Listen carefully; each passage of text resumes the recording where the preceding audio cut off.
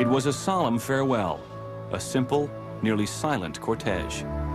One empty stretcher for bodies never found, and the last steel beam to be removed from Ground Zero.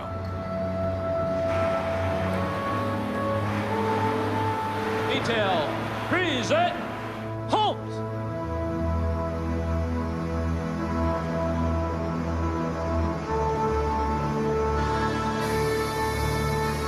The beam, emblazoned with the numbers of uniformed dead, symbolized what happened here. For months, it stood over the workers who combed through every inch of Ground Zero, grasping for final contact with the thousands who vanished at the World Trade Center.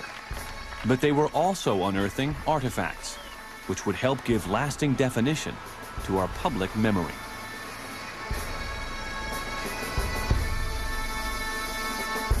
Can a mere object evoke an act of war or the murder of thousands? How does a relic become sacred? I'm Josh Binswanger, and behind me is the wounded skyline of New York City. None of us can ever forget what transpired on September 11th, but how will children who have yet to be born come to understand the events of that day? What item will make the horror resonate with them? Throughout our history, we have found resonance in symbols. At Pearl Harbor, it's the turret of a sunken battleship. At Gettysburg, the cemetery dedicated by President Abraham Lincoln. On the moon, it is a footprint that represents a giant leap for mankind. This is the story of the quest to find relics from the rubble of September 11th.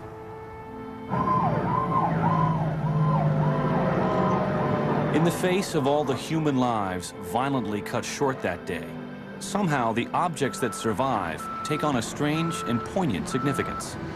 These are the things that tell the tales of survival and loss. Artifacts are the way we touch the past. It's why we keep photo albums. It's how we hold our memories. There's the squeegee holder that cut through layers of wall to save the lives of 6 men. There was 3 sheets of drywall, 1 inch thick. A briefcase that landed virtually intact. It fell 103 stories and landed 2 blocks away. Things that turned up in the rubble paint a sad picture of life interrupted. Like the lady's car that had, her husband's birthday was on the 11th, and he died. And we opened her car up here in this area, and there was a birthday present wrapped in the trunk. This is a window blind, an ordinary window blind that has been twisted so grotesquely by the force of the blowing out of the World Trade Center when the North Tower exploded. What survived and what didn't became an unfolding mystery as the debris was cleared away. I haven't seen a door, I haven't seen a phone, I haven't seen a computer, I haven't seen a doorknob. There were rumors about objects that would never turn up. When construction workers said that he had in his hands a box full of menus and dishes from Windows on the World. And a sad reminder of an earlier attack and the lives it claimed here. From tiny items like these incinerated eyeglasses to 40-ton fragments of the tower's structural steel, these are the things that can be touched by future generations to help them understand what happened here.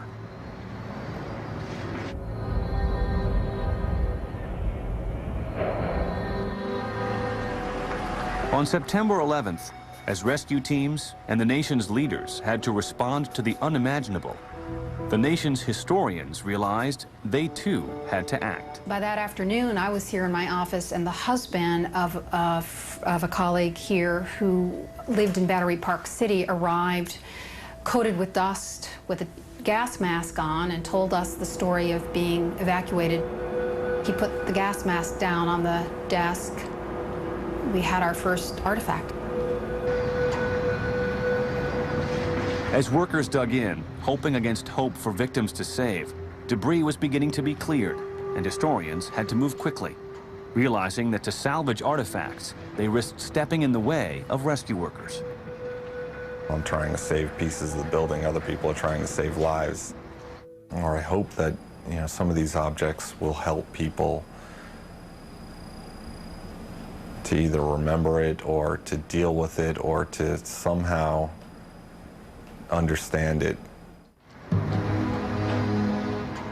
Rarely have historians arrived so immediately to an event of such lasting national consequence, or begun collecting items in the face of outright opposition. There were people who felt that we were grave robbing. There were people who felt we were looting. There were people who felt that it was going to take decades, if not a century, to sort out the true historical consensus on this event. Some, however, felt the magnitude of the events right away and had no hesitation. Smithsonian curator David Shate. I had no qualms. I was concerned that we were going to miss the boat. And what I mean by that is miss a precious opportunity to find authenticated objects. The views of Shate and his colleagues were influenced by another momentous episode in American history, in which his Smithsonian predecessors were accused of exhibiting extreme bad taste. You have the top hat that Abraham Lincoln wore on the night of his assassination. And at the time that that was introduced, some people found that rather morbid.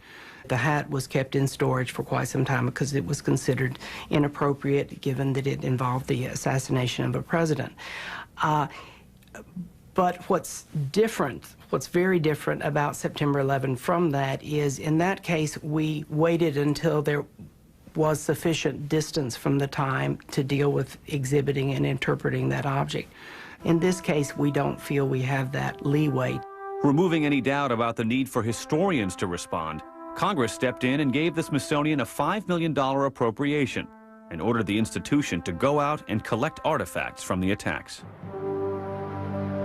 And so it began, the historians' hunt to find ordinary objects that would spell out all the terrible nuances of that bright September day.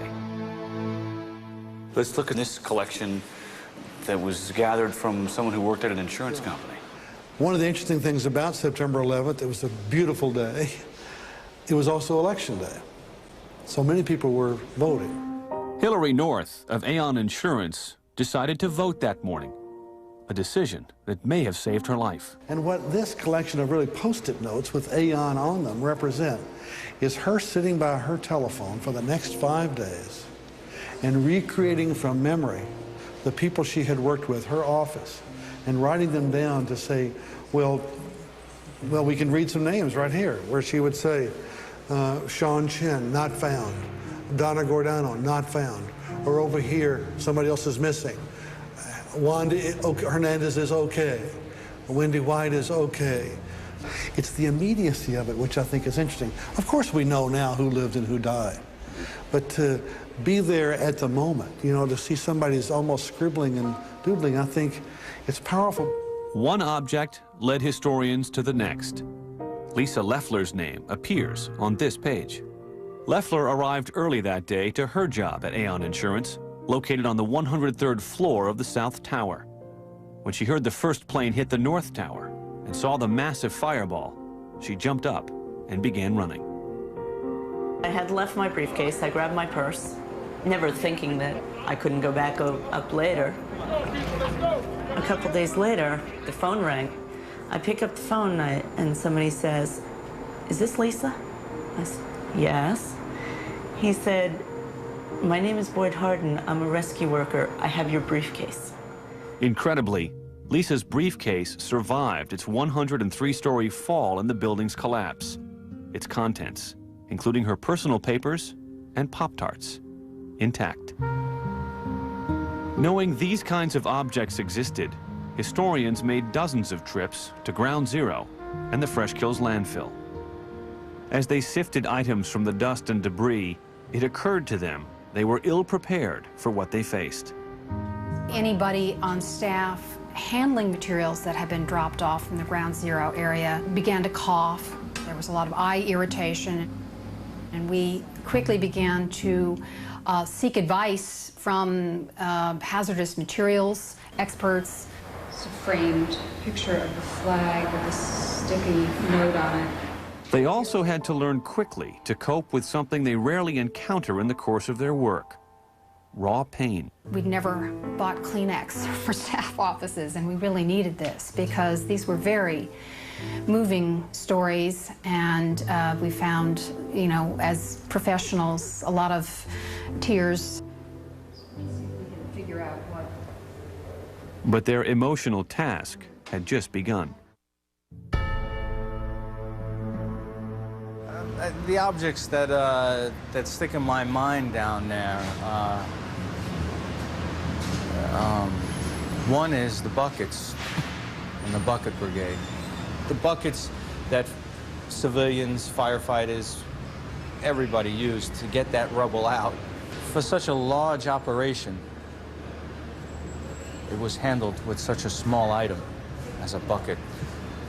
And it just, I don't know, I just thought the irony of it was kind of strange, a bucket. All of a sudden you just heard the loudest sound I've ever heard in my life.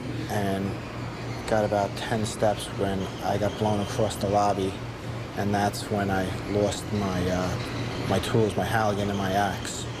And then just the other day, the Halligan was returned, was found at the landfill, and was returned here on Tuesday. This is one of the axes that our guys carried in on the 11th. It was found the next day. This case here,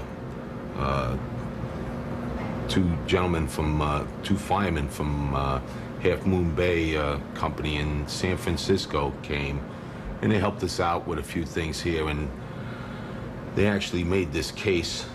They got all the pictures of all members here, and had the axe in here for us. You know, something that one of our guys had with him at that time, you know, and it kind of gave hope, but instead it's still here. The axe is still here, and memories of them will always be here.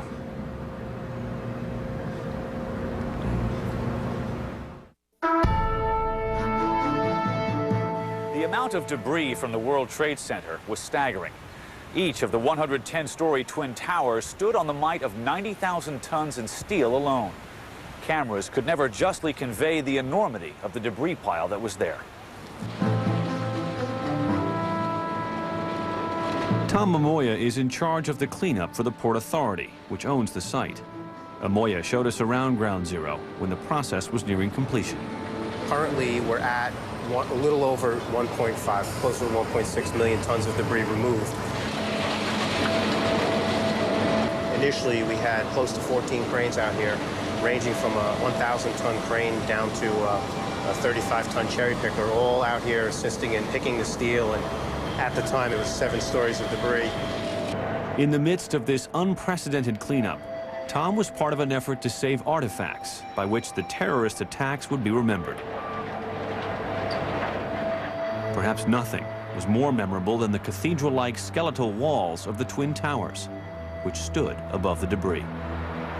How difficult a task was it to remove them? Where are they now? The eastern facade of One World Trade, we took that down, controlled, cut 8 tree sections down where they branch off the tuning forks.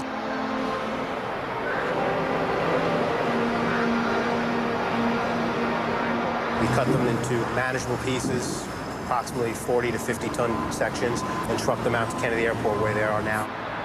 The Port Authority's own offices were in the World Trade Center. Devastated by losses, the agency needed outside help to save artifacts from Ground Zero and called upon architect Bart Vorsanger. It's a little bit as if your house is burning down and you go back and you decide what you want to save. You have a very limited amount of time. What are the things that are most valuable to us? The Vorsanger team was granted exclusive access to collect items from Ground Zero. Their task, to uncover objects and symbols which will resonate for future generations. What remained of the building's world-renowned sculptures, archaeological artifacts, and private treasures was a mystery. The architects set out to find telling fragments. Some of the objects that struck them profoundly were the mangled columns and beams which illustrated the violent force of the tower's collapse. And what was critical, because there was such chaos going on, that we had to precisely locate the objects we wanted and give them a modus operandi to the people down there.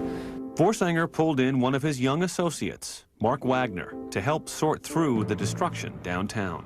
They could make an educated guess at what might be in the rubble, but there was only one way to find out for sure. I remember being nervous in the cab on the way down because I just didn't know what I was going to see or what to expect. When we first stepped onto the site and I could see the wreckage, I almost calmed down a little bit. Like, it almost became, okay, I've got a job to do. Day after day, Wagner trekked downtown, taking thousands of photographs of objects in the rubble as they were uncovered. From those photos, he would home in on items to save, map their locations in the rubble, and list them in order of importance. We had to somehow tell people in the middle of this chaos, all this debris, we had to somehow indicate what piece we were really looking at. You can't just say the steel beam on the corner of Church and Liberty until you take a large shot like this. Obviously, a little bit further back, you get a context of it, and then you start looking at it more closely to see if you see anything that needs to be salvaged in that pile. What's come up in conversation is that one box column from Tower 2 that you have the American flag attached to. Vorsanger would like that as well to go out to the airport for a future memorial. Bring them home! Bring them home! Bring them home! Emotions at Ground Zero were at a boiling point. And Wagner felt himself treading on sacred ground. In the first days, the emotions were really high. Their initial response was always, you know, kind of, this isn't a tourist attraction, you know, well, what are you taking pictures for? A few minutes of my explaining who I was and what I was trying to do, they understood, and it almost became, well, come take a look at this, let me show you something. But Wagner brought to the job a very personal connection to the men in uniform. My brother is a New York City police officer. Wagner knew his brother David was all right and had been assigned to the recovery effort at Ground Zero, but he had not spoken with him since before the 11th. I hadn't actually spoken to him, and when I got down on site was the first time I had seen him or heard from him, and we just happened to run into each other. He was digging on the pile, and you know, I saw him out there and started calling his name, and you know, him and his partner came over and to see him, and you know, just to know for sure, you know, that everything was okay was a huge relief.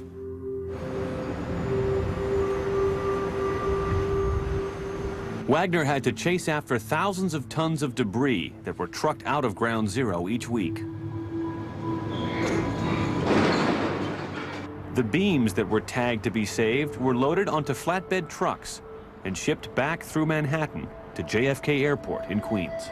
The thickness of the steel is so heavy that you can only put 2 beams on at a time on each vehicle because it was breaking the trailers. They were so heavy.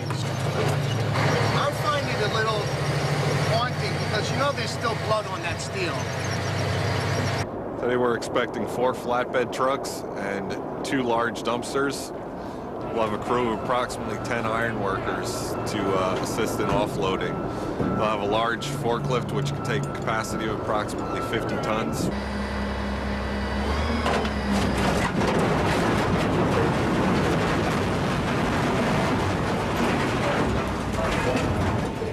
The steel arrived at JFK Airport, where it was wrapped, archived by the Vorsanger team, and stored. Eventually, it will be distributed to museums. Put it on top of the plastic tarp and wrap it up to try and protect it from the elements, the rain. Not that it already hasn't been through enough, but we don't want it to deteriorate any more than it already has. This 8-ton steel I-beam is 6 inches thick.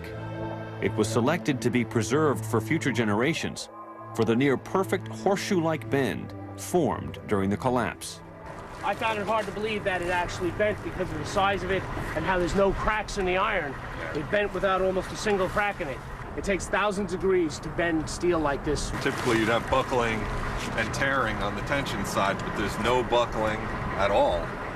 And architects, engineers, people who work with steel, welders have just never seen the level of destruction and the level of deformation of this material in our lives. Bart Vorsanger walked us through the large artifacts his firm has selected for museums. This is almost like an archaeological process, an emotional archaeological process. What pieces can you save that are truly emblematic about the iconic quality of those buildings? This tangled mass, pulled from ground zero, was selected for the terrible hints of torn lives it contains. You have communication wire, telephone wire, you have a sole of a shoe, you have a piece of fabric. This is clearly a piece of carpet, or possibly a fabric from a furniture, all fused into this incredible mass. And every person who comes here will see something completely different and think of a different story. One of the more unusual artifacts to emerge from the rubble is this rock-like object that has come to be known as the meteorite. It's this fused element of steel, molten steel and concrete and all of these things all fused by the heat into one single element. And almost like a chunk of lava from Kilauea or Iceland, where they're very sharp but breakable shards on the end here. Most of the objects that survived are from the underground concourses, such as these signs from the Trade Center subway station.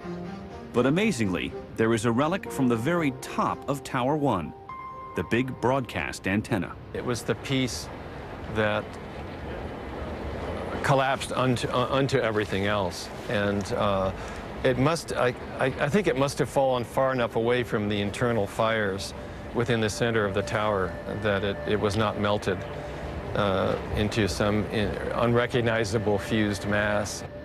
And there's a haunting reminder of how suddenly disaster struck that morning. This is something which spoke of the pre-September 11th life of the messengers that would be delivering to World Trade. We don't know if any of these messengers were killed. We have no idea. One artifact yielded a glimpse at the life of the towers in much happier times, when the perimeter's structural steel was being erected in 1969. When they bring in the panels, they'd stack them on top of each other and align the bolt holes. The worker could reach his hand in and torque the bolts up.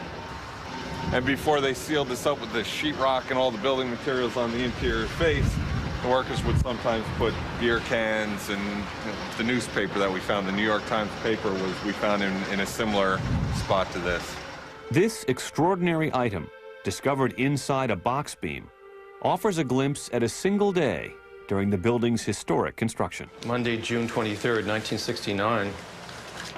And this is the day that Earl Warren, this is so interesting, this is the day that Earl Warren, the Chief Justice of the Supreme Court, resigned, and it was also the day that Judy Garland had died. An item like this allows us to see into the past and gives us a look at a single day frozen in time.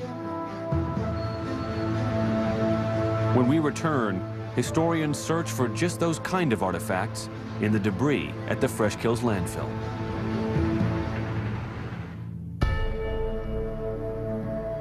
As I was making my search, I looked through the rubble and I saw myself standing on top of cars and trucks and buses and so forth. And I thought to myself, this must be the parking lot. But then at the same time, I had said it out loud to someone that was standing by, and I said, that's not the parking lot, that's the street. And at that time, I turned around and looked behind me, and I realized this is the result of the collapsed building, 105 stories, 110 stories down in the street. So what I was actually standing on top of was the street. And that was very shocking to me, and I still haven't gotten over it yet.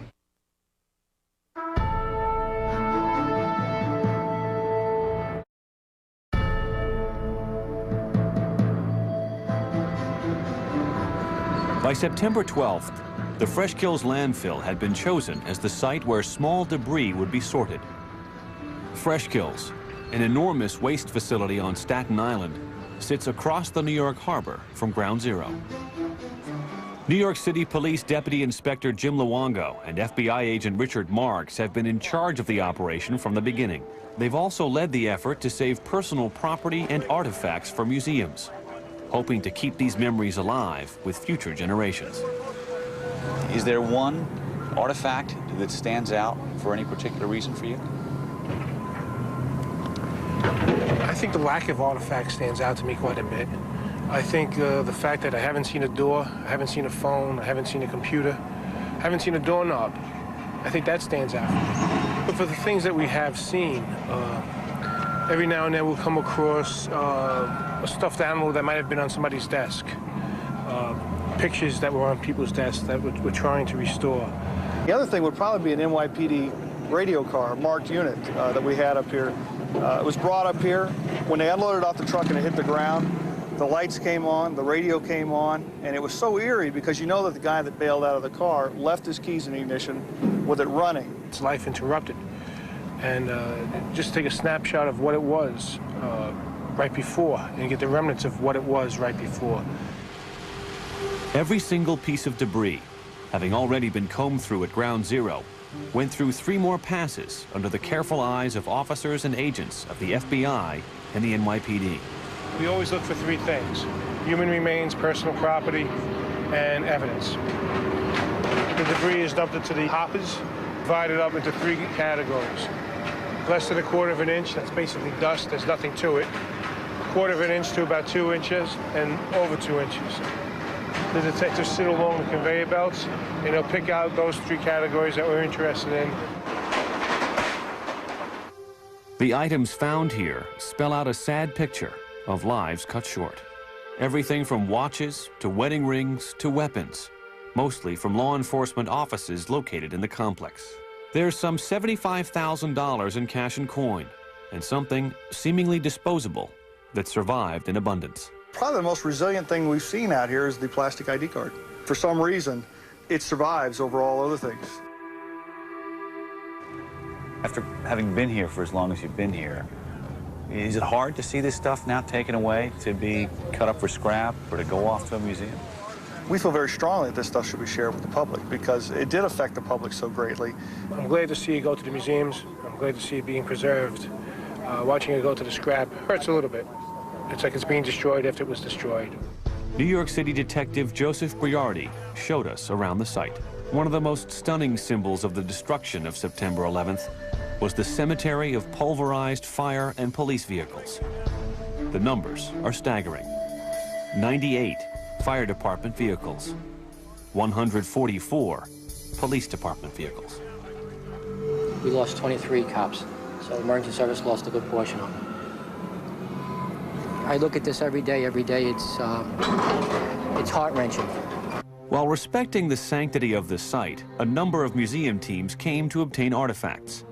The Vorsanger team, representing the Port Authority, had first access to gather items for the official memorial. Then, other museums were allowed in. The day we filmed at Fresh Kills, curators from the New York Historical Society were on site. Tells the whole story. So much. The glass exploded into the passenger seat. You can see that this truck has been through a really explosive event. For firefighters, one of the most significant symbols on a vehicle is the door, because that is where a company's or squad's insignia is located. This vehicle belonged to Rescue 2. Every man on board that day died. One museum had ample space and decided to take an entire fire engine. When we picked this engine 6, we quickly found out that 4 men had died and 1 had survived September 11th when they came into the city. So we also have an oral history with it. So this is an important object. But first, they had to come up with a plan for decontaminating it from asbestos. They took it to a New York State prison, which runs an asbestos abatement facility. We have negative air machines that circulate air through the system that catch any particulates before they're released outside that encapsulated area. The inmates vacuum, they dust, and they use a small abrasive brush to get off some of the surface dirt. Curators rarely deal with toxic contamination on their artifacts. They're accustomed to removing dust, but if they remove this dust, the object will not bear the scars of authenticity. That's the problem the New York Historical Society struggled with at this jeans store near Ground Zero.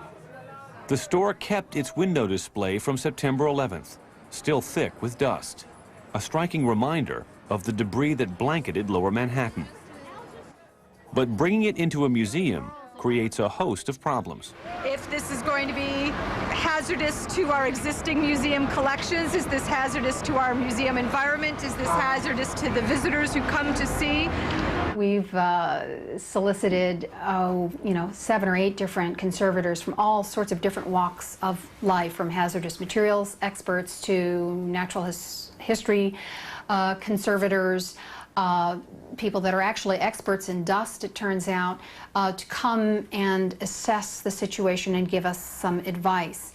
Another delicate dilemma curators faced was how to persuade survivors to part with personal objects from the World Trade Center, such as Lisa Loeffler's briefcase. Basically, it came down to having 3 choices. I could keep it, and then my kids, my family would benefit from seeing it. I could sell it on eBay, because people always buy all sorts of weird stuff. Or I could donate it somewhere where a lot of people can see it, and it would be more of a remembrance of all my friends than anything else. So I decided to do it. Another survivor walked away with a seemingly ordinary object that saved his life. Just after the first plane hit Tower 1, window washer Jan Demcher and 5 other men were trapped inside an express elevator. They forced the elevator doors open, only to find a wall. We started kicking in the first, and 2 men was kicking, and we can break it. I look into my bucket, and I see the screws in my bucket, and I grab it, pull out the rubber, and start digging. To Demcher and his fellow passengers, that brass squeegee holder became a godsend. They escaped the building just minutes before it collapsed. Had the express elevator been 5 floors higher, they would not have gotten out in time. It's important for us because it is an escape tool, a tool of survival. With persistence and good detective work, David Shate also tracked down some of the precious few items from windows on the world. This is from a woman who was a greeter on the 78th floor of Tower 1. One of the 2 staff members of Windows on the World restaurant survived that day. They lost 73 employees, all because they were above the impact zone of that plane. Perhaps the most astonishing object Shate found is something there should have been thousands of. This one probably only survived because it was in the basement. It belonged to an ice cream store. I'd pretty much given up trying to find some sort of intact file cabinet. But while I was at the compound for the Port Authority Police, this ball of metal about the size of a basketball was delivered to them. You can see what remains of the file folders that were inside. These were the day's receipts. These were plans for upcoming birthday parties, flavor mixes for the ice cream. Because the Smithsonian is a branch of the federal government, Shate was able to collect evidence from the FBI that normally would not be released. These artifacts cut to the very core of the horror that morning. Parts of the planes that crashed into the Twin Towers. Here, for example, is residue of a hatchway from the fuselage of one of the 2 planes. The flush rivets tell us it's from the outside of the plane. Here, a piece of ripped skin from the same part of the plane, probably. You can see the thinness of it, the light weight, all the characteristics of airplane aluminum. Looking out through one of these shattered windows, I feel a little bit of the sudden sense of helplessness that they must have felt in these hurtling bombs.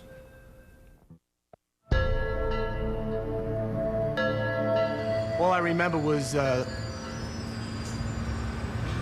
silence of the scene. It was extremely silent. I thought what I expected to see was nothing like what I actually did see. at the time of my arrival at the site. There wasn't much that you could say, you could describe. Everything was dust and metal. There was no typewriters, there was no chairs, there was no nothing. Everything had been crushed. I saw too much, as a matter of fact, things that I'll never forget in my life. If I never see another artifact from the World Trade Center, that would be okay with me also. But it would be unfair for future generations to be cheated out of a piece of history. I remember seeing our apparatus. Our apparatus was absolutely crushed in the front. And by the time I got there, it was on fire. It was pretty devastating to see that, like symbolic of the whole company. We did salvage, this is a new truck now. We did salvage signs off the sides of the ladder. The sign that you're looking at here was on the original rig. I know I speak for the rest of the company. Having it on the aerial ladder is important to us. It's a remembrance of what happened down there, but it's also, I think, a way of keeping the spirit of the 12 guys from Ladder 3 and Battalion 6 alive. They were buildings New Yorkers looked up to in more ways than one. They were a center of commerce, a place to work, a tourist attraction, and a pedestrian compass. The World Trade Center was also home to some of the world's most invaluable treasures. The World Trade Center stood as a testament to boldness in human spirit. The architecture was born of soaring ambition and confidence in engineering. The Twin Towers were supposed to be impenetrable. As such, they safeguarded gold and paper currency in the hundreds of millions, precious artifacts, and masterworks of art. I think when most of us think about the World Trade Center, we think about offices or restaurants. We think of a place of commerce. But there was much more there. When teams of historians and engineers began searching, they had no idea what survived and what did not. In the chaos, rumors sprung up about discoveries seemingly too good to be true. We had read some article of a table full of clocks that had all stopped on or about, you know, the time that the planes hit. And these clocks were supposed to be out of fresh kills, and there really wasn't anything like that. It was all just rumors. One lingering question was what happened to the gold? The Bank of Nova Scotia's vault held $200 million worth of gold and silver bars. It took months to reach it, and Tom Amoya was on site when the vault was finally located. It was amazing, really. The vault was fully intact, with the exception of the loss of power. When we came through and dropped power to it and the doors opened, security system went back on, the lights were on. It was like standing in a time warp. There's a hair on the back of your neck would stand up. It's just an eerie feeling. But there were other items that would never be found. Irreplaceable personal letters and papers from Helen Keller, as well as artifacts from two of New York's most important archaeological digs, the 5 Points neighborhood and the African burial ground. Another major loss was the entire body of work from photographer Jacques Lowe documenting John F. Kennedy's 1960 presidential campaign and years with the Kennedy family. He had the gift of seeing John F. Kennedy and his family in a very personal way. The family was relaxed with him. So there are actually thousands of images that could give us insight into the family, as well as historical moments when Lowe was there and photographed the president that we've lost now and won't be able to see. Other historic treasures lost for good were from the Twin Towers' world-class art collection. Saul Winograd had the honor of selecting art for the World Trade Center when it was being built. In the aftermath of the disaster, he became an invaluable resource in helping find what was left. In keeping with the grandeur of the towers themselves, Winograd enlisted the most prominent artists of the day to create custom works for these ambitious buildings. Juan Miró, Louise Nevelson, and Alexander Calder. This is what we had prepared for the people working at the site when we wanted them to look for the Calder, and we did this for each of the artworks here. The Port Authority's archives were decimated in the Twin Tower collapse, leaving Winograd with the only surviving map of where the public art was located in the buildings. So this, in a sense, served as almost like a treasure map. Exactly. We put together a schematic. As a result of that, we did find some portion of the Calder, which was at 7 World Trade Center. All the public art was destroyed, with the single exception of the Fritz Koenig sphere, seen here in the middle of what would have been the main plaza. There was all sorts of debris, and the top had been seared off. I was really devastated by it. I was devastated by everything that I saw. The sphere weighed 20 tons and was brought to nearby Battery Park, where it was displayed as a memorial. Throughout history, art has served to memorialize the dead. Sculptor Ellen Zimmerman designed the memorial for the victims of the 1993 World Trade Center bombing. It was created to ensure there would be a permanent place to mourn those history might not otherwise remember. The piece was meant to sit exactly over the spot where the bomb had gone off. The names of the 6 who died in 1993 were etched in red granite around a flowing fountain in the main plaza. The memorial was destroyed on September 11th, and the families of the 1993 victims feared their story too would be lost. Do you feel like people forgot about 93? I think they did. Only now I think they're starting to wake up. Now that they publicize it on television and all, I think now they're coming around and saying, yes, let's see what we do for 93 people. I hope they do something. This was like a terrible double loss for the families that had lost their loved ones in 93. But in December, a poignant discovery was made. A piece of red granite engraved with the name John for John DiGiovanni, one of the 6 victims of the 1993 attack. The only fragment of the 1993 memorial had been found. In 2002, on the 9th anniversary of that bombing, victims' families gathered at a memorial service around this now doubly sacred relic. When we come back, we'll look at the nation's response to September 11th. Please, God, help us. Things that should be in a museum can't be put in a museum. The souls of those people that were working down there and who died down there. Because I never seen such people come together like that in my whole life. It was just amazing to see all those people working down here. If you could find a way to put that in a museum, that would be the thing to do. One World Trade Center relic that many Americans are familiar with was featured on the cover of Newsweek magazine.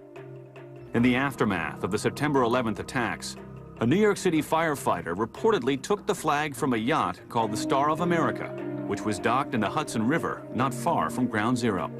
The flag still smelled of smoke when it was transferred and raised aboard the USS Theodore Roosevelt, an aircraft carrier bound for Afghanistan. I'm Catherine Jacoby, a volunteer with the American Red Cross. Like many, I reacted to the events of September 11th with great pain and sorrow. Since that day, the world has changed a lot, and we've changed with it, coming together with purpose and hope. All of us, your concern and caring has led the way. To every one of you who has helped another person during their time of need, America salutes you. Keep that spirit alive. September 11th, 1 year later. This unparalleled event has been documented as only the History Channel can and is now available for purchase. For information on our September 11th A Look Back home video library, visit shophistorychannel.com.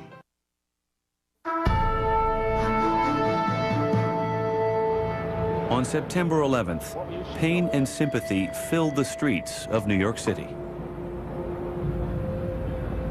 Thousands of photocopies appeared with names and faces of the missing. Clusters of candles were placed on corners, in windows, and on doorsteps. And the city's parks were filled with mourners. This collective outpouring of grief may in and of itself become the lasting symbol of the nation's tragedy. 100 years from now, people are going to find almost as much power in it as we do now. The death of each one of those people reverberated through so many thousands of other people and have changed and diminished their lives in ways that they will never completely recover from. Immediately, New Yorkers flocked to donate blood and volunteer. At Ground Zero, an intense brotherhood developed among those working side by side. It's heart-wrenching. I've been here every day for months, you know, and the people, I can't imagine not seeing them. Again, you know? Those who witnessed what happened at Ground Zero left with a permanent memory, greater in value than any artifact that may have been retrieved. The way people were interacting, the way everyone was helping each other, the guy that offered me a hot meal, all the different things that were going on down there are so much more important than individual objects for me. This historic chapel, St. Paul's in Lower Manhattan, has borne witness to moments in our nation's history. Its parishioners saved it from the Great Fire of 1776, and President George Washington knelt here in prayer after his inauguration in 1789. Now, it has a new story.